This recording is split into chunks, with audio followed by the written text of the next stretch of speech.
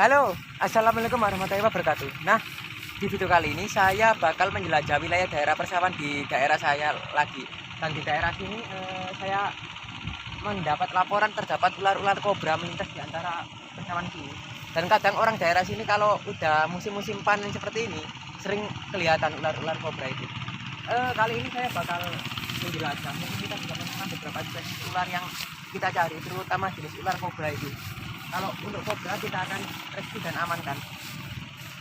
Oke, kita akan menjelajah ke wilayah sana dan sana.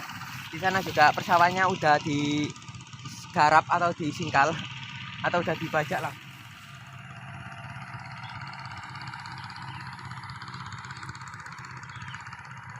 Kemarin kata orang-orang di sini ada ular welang besar berendam, tapi sepertinya kita nggak nemu apa-apa di sini. Kita udah menjelajah dari sana, mulai sana. Mungkin kita jelajah saat malam hari aja di daerah sini, karena memang jarang banget saya bertemu dengan ular welang. Tapi kok kebanyakan orang sekarang itu mudah banget ya tiba-tiba ketemu ular welang. Posisinya katanya berendam di sini teman, berendam di air kali ini. Tapi ya mungkin karena kita nggak beruntung jadi kita nggak bisa mencarinya. Oke, kita akan telusuri wilayah situ aja. Mungkin kita bisa menemukan beberapa ular-ular.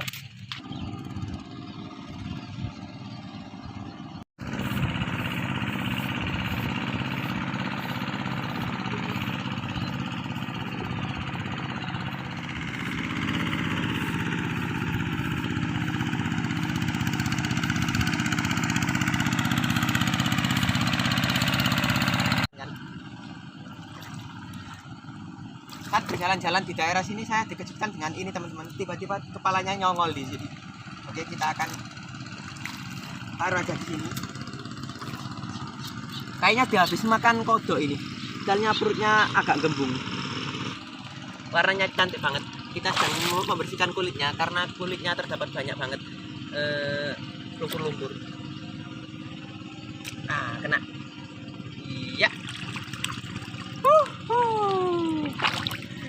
Bisa kalian lihat ini kan, ini adalah ular air.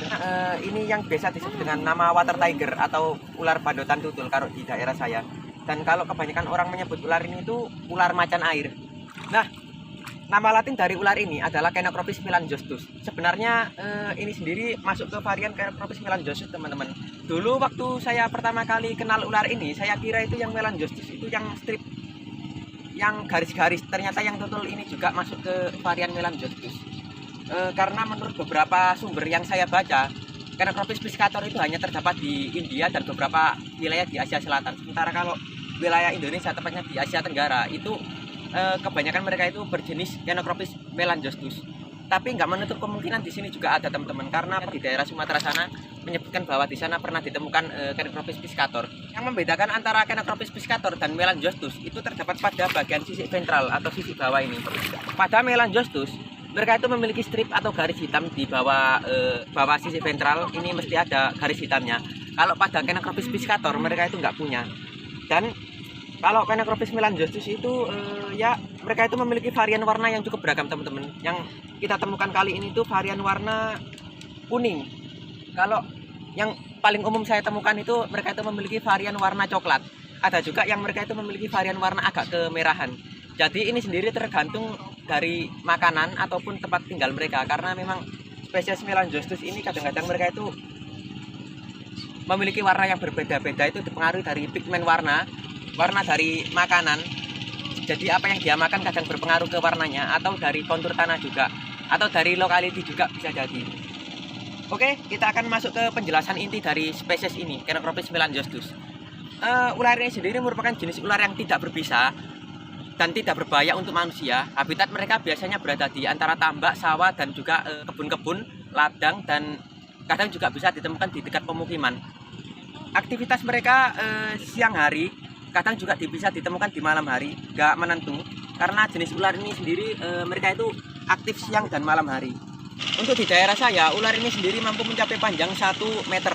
Tapi kebanyakan untuk daerah-daerah lain itu kadang 80 cm, 90 cm. Jenis ular yang terbilang cukup kecil sih menurut saya.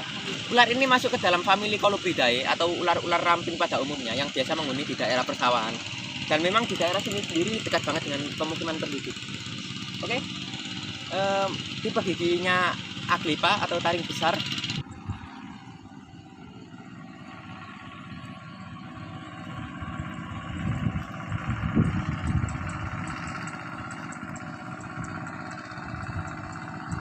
Oke teman-teman, mari kita lepaskan ular ini lagi.